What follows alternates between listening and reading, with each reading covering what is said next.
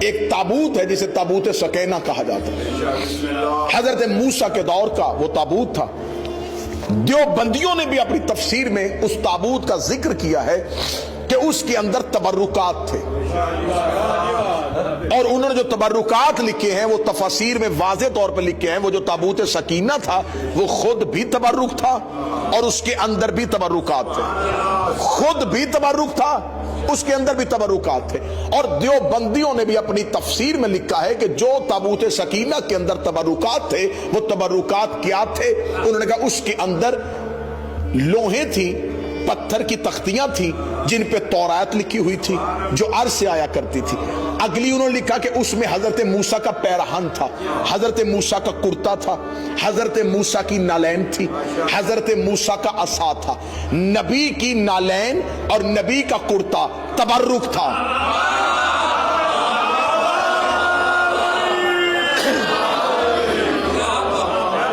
جب خدا نے جناب شموئیل سے کہا کہ ہم نے تمہارے لیے چن لیا ہے بادشاہ، شموئیل نے اپنی قوم سے کہا کہ اللہ نے تمہارے لیے بادشاہ چن لیا ہے۔ کس کو؟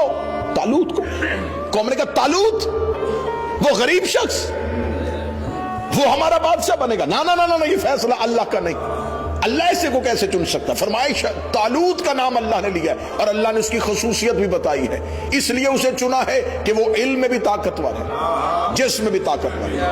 یقین کیجئے گا قرآن کی تفاسیر ممبر پہ لانے کے لیے تیار قوم نے انکار کیا، انہوں نے کہا ہم طالوت کی اطاعت نہیں کریں گے، ہم طالوت کے پیچھے نہیں چلیں گے۔ جب شموئیل نبی نے کہا میرے اللہ تو نے وہی مجھ پہ کی ہے، تیرا مشورہ مجھ سے ہے، قوم میری بات نہیں مان رہی، قوم کہتی ہے یہ اللہ کا فیصلہ نہیں ہے۔ خدا نے کہا ہم تیرے لیے آسانی کرتے ہیں۔ ان سے کہا وہ جو تابوت سکینہ جو ہم نے چھپا لیا تھا فرشتے کاندھے پہ اٹھا کے جس کے دروازے پہ لے آئے وہ اللہ کا بنایا ہوا۔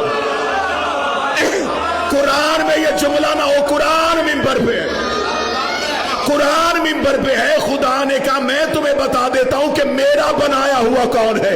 وہ تابوت سکینہ فرشتے کاندھوں پہ اٹھا کے جسے ہم نے موسیٰ کے بعد چھپا لیا تھا جس کے دروازے پہ لے آئے، قوم کو کہ ان کی اطاعت کر لینا کیونکہ میں نے انہیں بادشاہ بنایا ہے، میں نے اسے بادشاہ بنایا ہے۔